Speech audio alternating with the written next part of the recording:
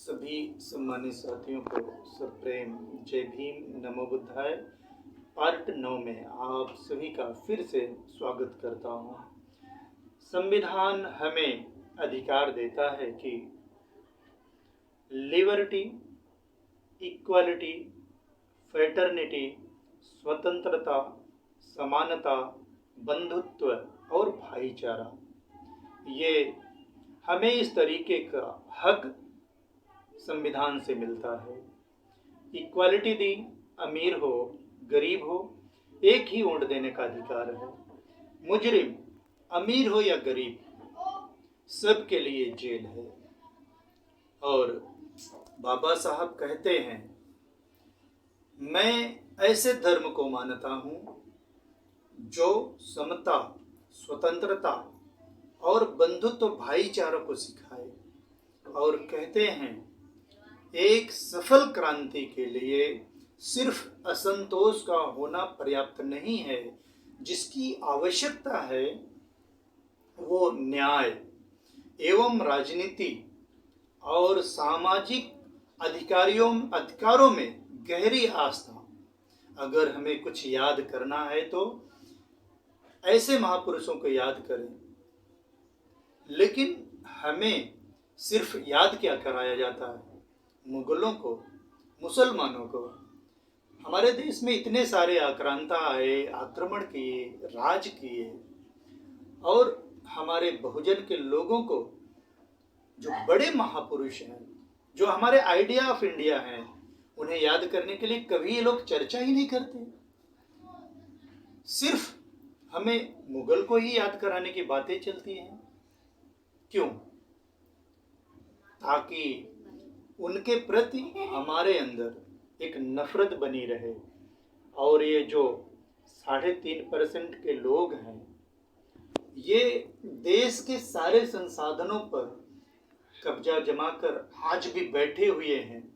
और हमारे जो ओबीसी के लोग हैं, जो भारत देश में सबसे ज्यादा आबादी है, 54%, 56% के लगभग उनकी आबादी है, और जिनका पूरे देश में सारे संसाधनों पर इनका कब्जा होना चाहिए, ओबीसी के लोगों को। लेकिन आज उन्हें धर्म की जाल में, मकड़ जाल में फंसा करके, उलझा करके, वो अपने हक और अधिकार के बारे में आज तक कुछ सचेत उनके अंदर आया ही नहीं।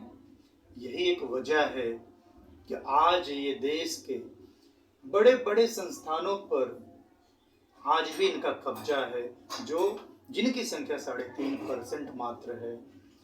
Judiciary number 1, number 2 politics, number 3 bureaucracy, number 4 university, number 5 industry, number 6 civil society, number 7 media, number 8 मंदिर। इस पर चौकिए नहीं है। सबसे ज्यादा धन यहीं से आता है। ये ऐसा एटीएम मशीन है कि आप डाल सकते हो, निकालने का अधिकार आपको नहीं है। और इन सब से जो बच गया, लेटरल एंट्री, पिछले दरवाजे से भर्ती करना, कितने लोगों को भर्ती कर दिए। उसके बाद जो बचा, न्यायिक व्यवस्था में कोर्ट, कॉलेजियम सिस्टम लाया गया है, परिवारवाद, बार एसोसिएशन का जो वकील उनके समाज का है वही बनेगा, इस तरीके का। और उसके बाद भी पूरे सिस्टम के जो चीफ सेक्रेटरी हैं, राष्ट्रपति हो, प्रधानमंत्री हो, मुख्यमंत्री हो, उन सब के चीफ सेक्रेटरी कौन है?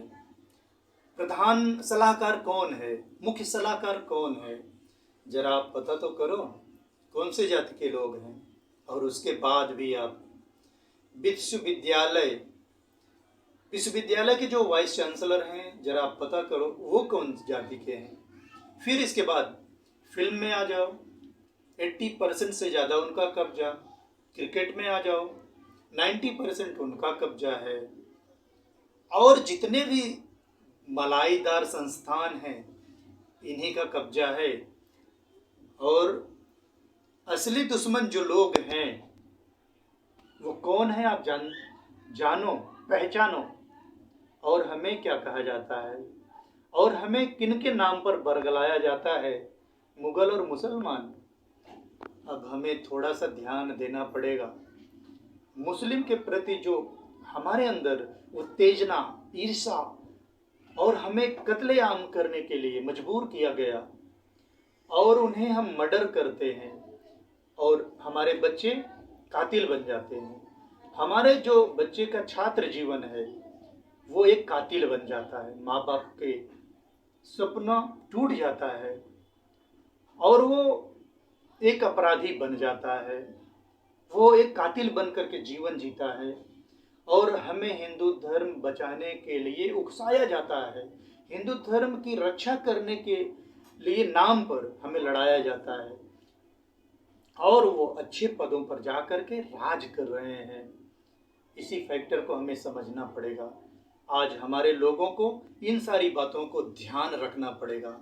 हमारे लोगों को, इनके बेटे आज विदेशों में जाकर पढ़ते हैं, अच्छी कैरियर बनाते हैं और हमारे बच्चों को दंगाई बनाते हैं, मुजरिम बनाते हैं, ताकि हमारे बच्चों का कैरियर चौपट हो, उनका जीवन बर्बाद हो।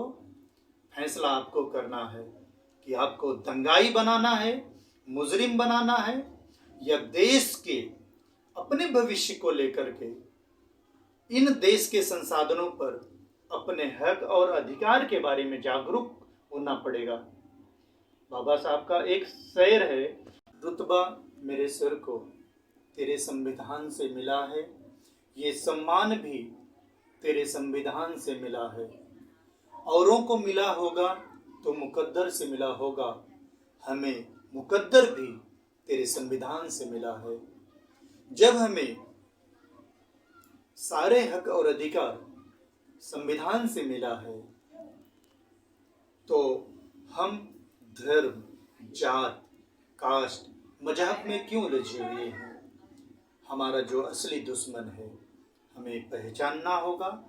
और आज जो हमारे ऊपर आज भी जो लोग राज कर रहे हैं, जिस दिन हमारे एससी के लोग, एसटी के लोग, ओबीसी के लोग और माइनॉरिटी के लोग जिस दिन जाग गए, उस दिन इस देश का जो सारा संसाधन है वो हमारे कब्जे में होगा, हमारा होगा, हम सबका होगा।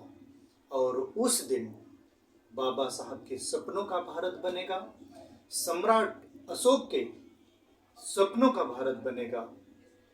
तभी हम भगवान बुद्ध के सपनों का भारत बना सकते हैं।